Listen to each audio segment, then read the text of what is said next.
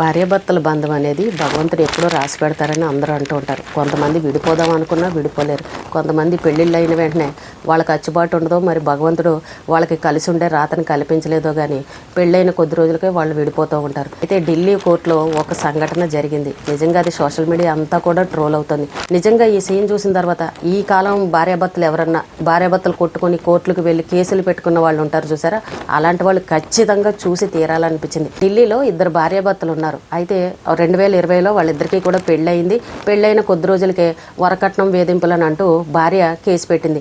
ఈ అబ్బాయి కుటుంబ సభ్యులు అందరూ కలిసి ఆ అమ్మాయిని ఏదో వేధించారని, నన్ను టార్చర్ పెట్టారని, ఇలాంటి కేసులన్నీ 498 కేసులు ఇలాంటివన్నీ కూడా ఆ అబ్బాయి మీద కోర్టులో కేసు వేసి విడాకులు కావాలని కేసు వేసింది.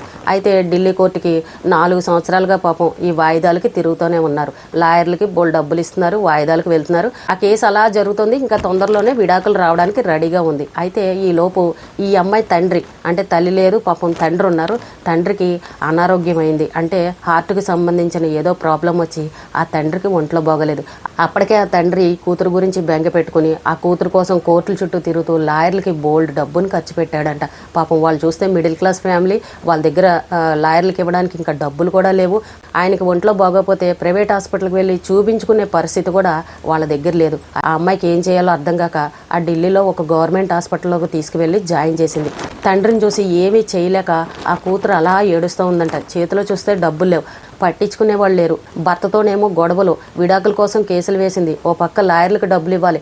నాన్నకేమన్నా అయితే నా పరిస్థితి ఏంటి, నేను ఒంటరిదాన్ని అయిపోతానని పాపం ఆ కూతురు అలా ఏడుస్తూ ఉందంట.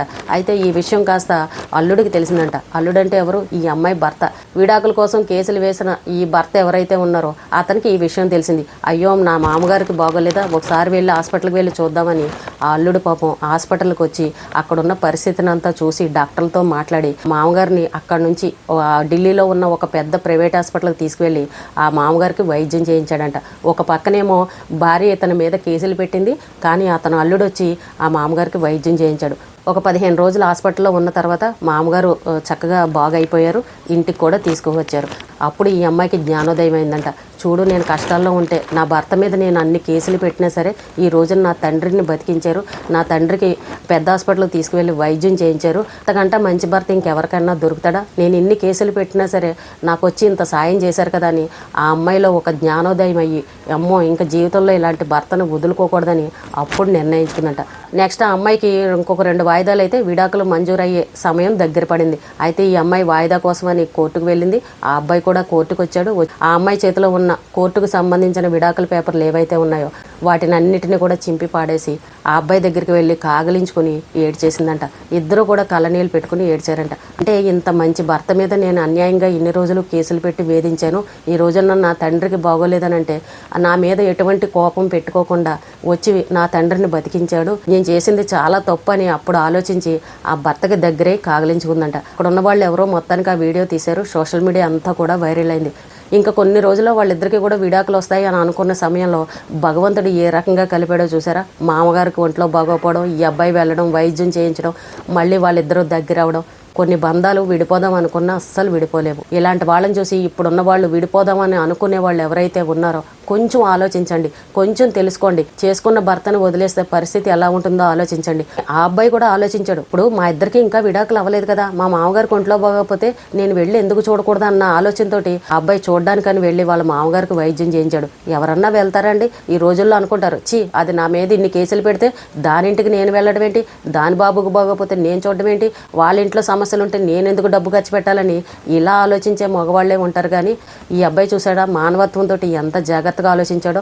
ఆ అమ్మాయి దగ్గర డబ్బులు లేవు, అయ్యో ఎన్ని ఇబ్బందులు పడుతుందో, ఎన్ని కష్టాలు పడుతుందో, ఇంకా మాకు విడాకులు అవ్వలేదు కాబట్టి నేను వెళ్ళి చూడాలి, అది నా బాధ్యత అనుకుని ఆ మామగారికి వైద్యం చేయించాడు. అంటే ఇక్కడ కొంచెం ఓపిక, సహనం అనేది ఉండాలి. ఆ అమ్మాయి కేసు పెట్టగానే ఆ అబ్బాయి ఎక్కడ కూడా కోపం తెచ్చుకోలేదు. కుటుంబ సభ్యుల మీద అందరి మీద కేసులు పెట్టినా సరే ఎక్కడ కోపాన్ని పెంచుకోలేదు.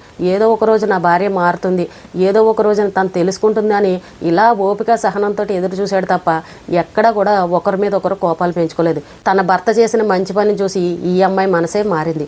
ప్రతి ఒక్కరూ కూడా అర్థం చేసుకోండి. విడాకుల దాకా వెళ్ళిపోయే వాళ్ళు ఎవరైతే ఉన్నారో ఒక్కసారి ఆలోచించండి.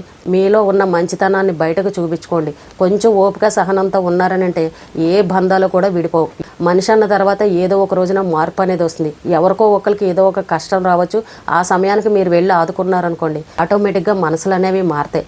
చిన్న చిన్న విషయాలకు కూడా ఒకరి మీద ఒకరు కేసులు పెట్టేసుకుని తొందరపాటు నిర్ణయాలతోటి విడాకులు తీసేసుకుంటున్నారు. బాగా ఆలోచించండి. అన్ని రోజులు ఒకేలాగా ఉండవు. ఎప్పుడు ఏ కష్టం వస్తుందో తెలీదు. వీళ్ళు ఎంత విడిపోదామని ప్రయత్నం చేసినా సరే భగవంతుడు చూసారా ఏ రకంగా కలిపాడో.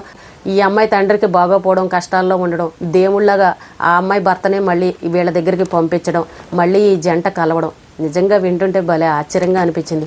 విడాకులు తీసుకోవాలని అనుకునే ఉద్దేశం ఉన్నవాళ్ళు, భార్యాభర్తలు ఒక్కసారి ఆలోచించండి. ఈ జంటను చూసి మీరు కూడా తెలుసుకోండి.